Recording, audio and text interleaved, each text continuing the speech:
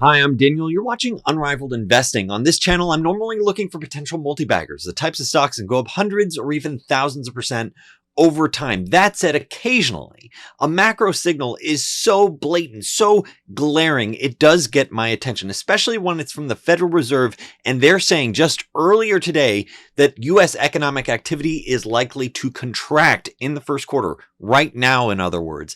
And what does that mean for potential investors? In this video, we're going to walk you through the latest data points suggesting that the U.S. economy might be entering a recession, why the U.S. Federal Reserve, the Atlanta branch, is suggesting a sizable real contraction right now, starting right now, and what is the potential playbook that investors can consider if indeed the U.S. is entering a recession? What does that mean? Why is it happening? What stocks, what assets are more likely to benefit, and which ones are more likely to get hurt in this environment? As always, you're watching Unrivaled Investing. If you enjoy educational investment content, I do appreciate you hitting that thumbs up, hit that subscribe button. So let's dive right into some of the latest data points that suggest a potential recession. So first of all, we've recently seen, this was at the end of February, U.S. consumer confidence dropped sharply in February.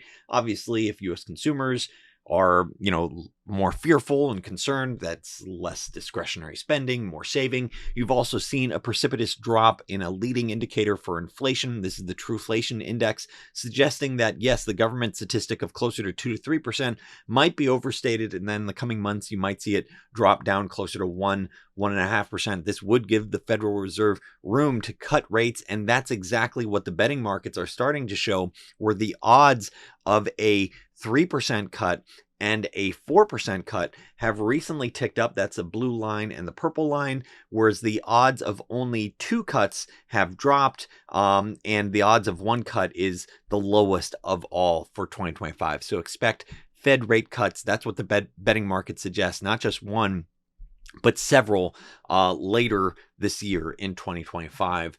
And then, another clear market signal is looking at the U.S. 2-year Treasury yield. U.S. 2-year Treasury yield oftentimes leads Fed policy. So if the Fed is currently between 4.5%, let's say, then 2-year Treasuries are now breaking below 2%. You can see the COVID lows where it was around 0, and then inflation started picking up.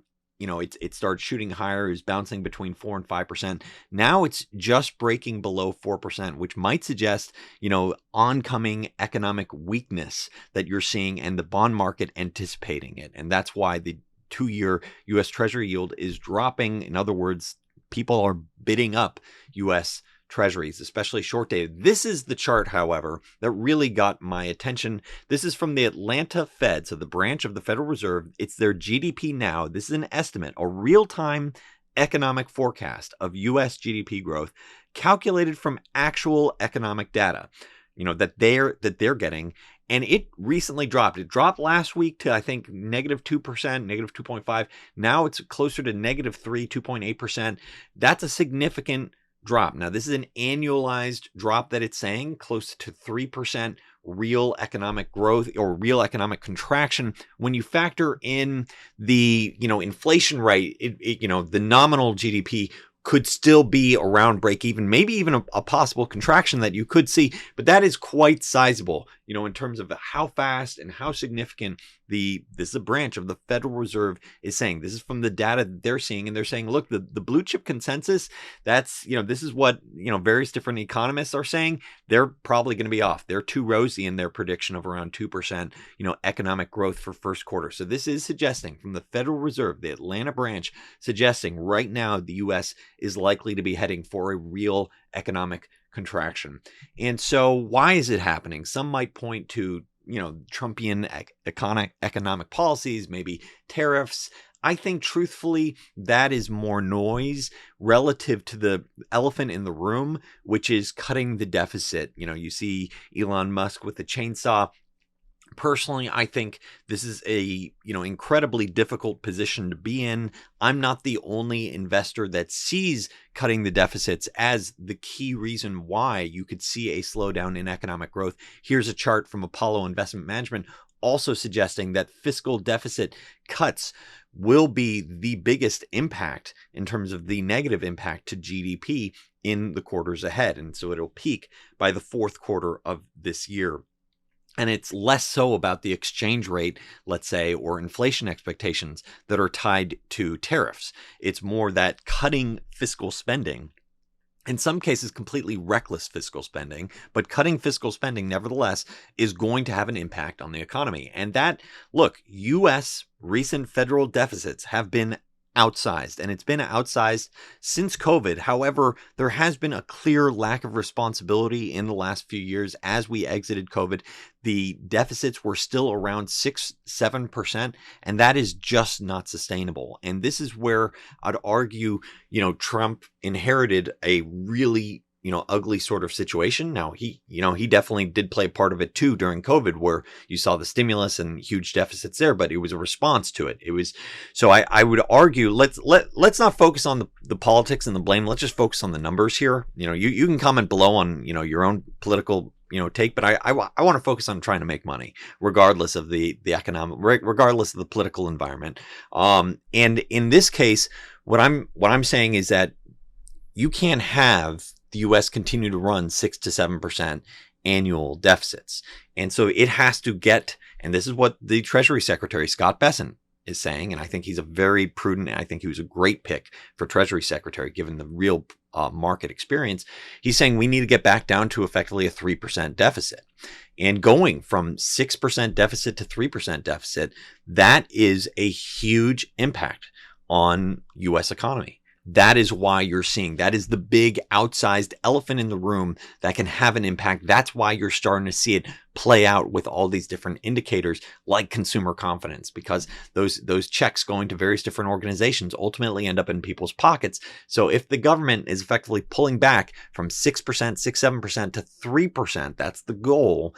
That's a huge impact. I mean, just for consideration, if you think about the great financial crisis, which a lot of people thought was on the cusp of a depression, that was equivalent to a similar 3% contraction ballpark, maybe even a little bit less in terms of, economic activity. So this is a very, they are potentially pointing to a severe short, contraction. The question is, does it get you into a healthier position, let's say, 16 months, 24 months down the road, where you've sort of taken your medicine, you're saying, hey, these bloated, poor investments by the fiscal government, by fiscal expenditures by the U.S. government, that gets pulled back, and maybe you can reprivatize, the economy, maybe, cut taxes. You could do some sort of policies that stimulate the private sector. That's sort of the question. We'll see, how it plays out. But I think it is fair, to raise some of these questions. Elon Musk was tweeting recently, like, look, when will Social Security? That's not something he needs to worry about. He's a billionaire many times over. But when will it run out of money if nothing is fixed?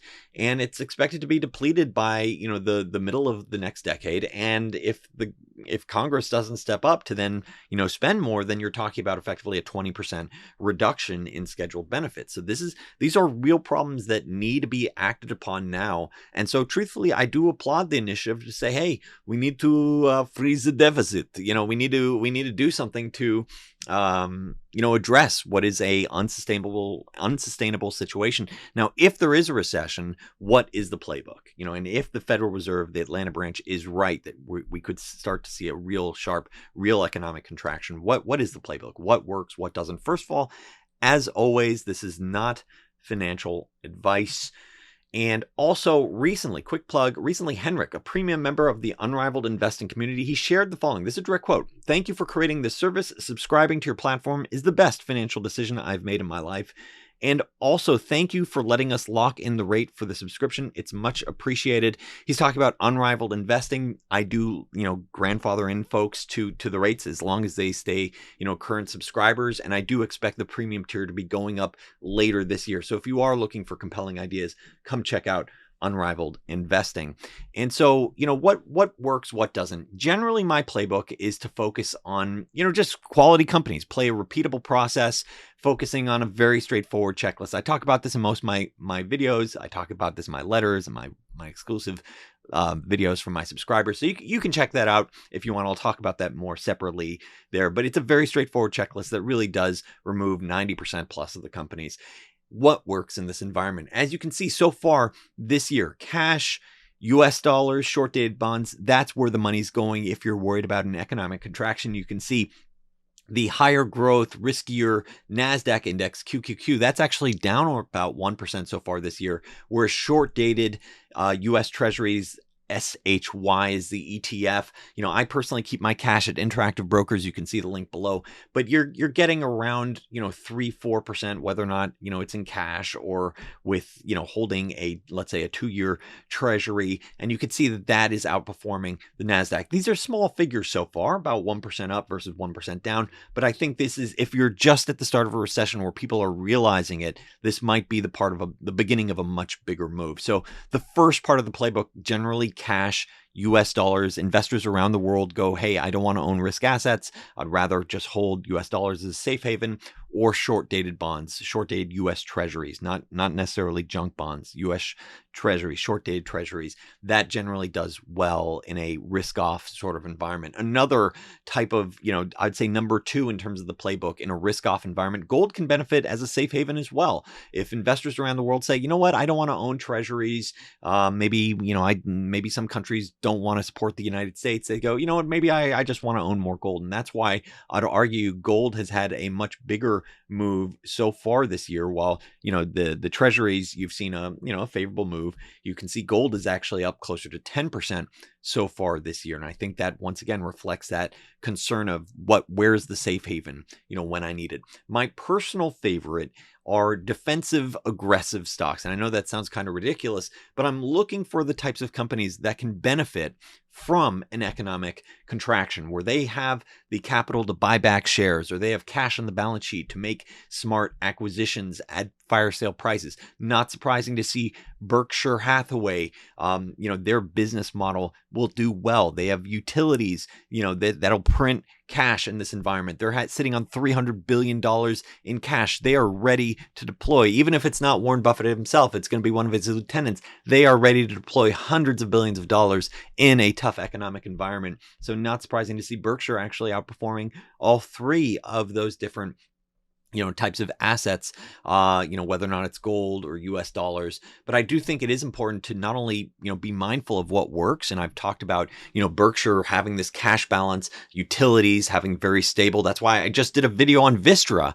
You can check that out, how some very shrewd investors are buying that, as well. Utility company with obvious growth trends. So I can understand, why that's catching a bid or has caught a bid in the last few months. I also like, insurance companies that, let's say, own 2 to 3 year treasuries that are getting that bid higher. So that way, in this environment, they're in a prime position. If things sell off, their bonds are getting high, getting marked higher. They're gonna, it's gonna be reflected as a gain, and then they can sell it and put it back into, let's say, compelling stocks if things really start selling off. So it's really a thought process about what's defensive or aggressive in this environment. I know that's, it might be weird to say defensive aggressive, but I think it is important to recognize there are companies that can do both, that have a defensive, type of operation, and they have an aggressive element as well. The defensive might be, it's a very stable, consumer staple type of business. Maybe it's a tobacco stock, maybe it's utility, maybe it's insurance, things that really,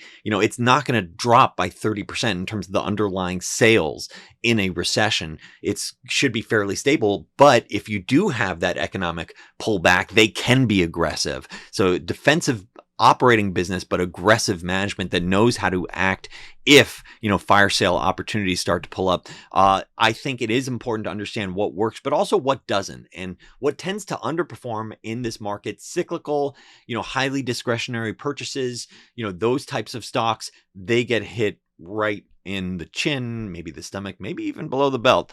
I think you start to see that with some types of stocks, even the stocks that are, break even or around cash burn. You could see those where it's like, hey, if growth slows down a bit, is your cash burn going to get significantly worse? And does that change the need to potentially raise, more capital in the future? So that's, one sort of concern. Cyclical equity, certainly junk yield bonds, that, junk bonds, you could certainly see junk bonds, see much higher yields if you were to see a blowout in fear and concern. So far, we're not there yet, but I would say junk bonds is really the thing that could get hurt quite a bit because yields have been very compressed recently. Another, aspect of what tends to underperform is emerging markets, where investors say, wait a second, if I'm going to be putting my capital, even if you, let's say, have the best, Latin American, e-commerce platform, that stock could still come under pressure just because investors say, hey, I don't want, Latin American exposure right now. I don't want their,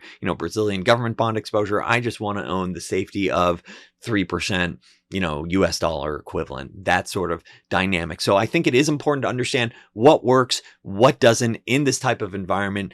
If this video has been helpful for you, talking about how the U.S. Federal Reserve Atlanta branch is calling out a real economic contraction starting right now, and the playbook, what works, what doesn't. If that's been helpful for you, I do appreciate you hitting that thumbs up, hit that subscribe button. I do think I'm going to make an exclusive video for my subscribers very soon, probably later this week, going through my positions that sort of say, okay, how do I think this could perform? What happens in this environment? How do you what's best positioned in this sort of, potentially much tougher environment for stocks? I hope this video has been helpful for you. Thanks so much for watching Unrivaled Investing.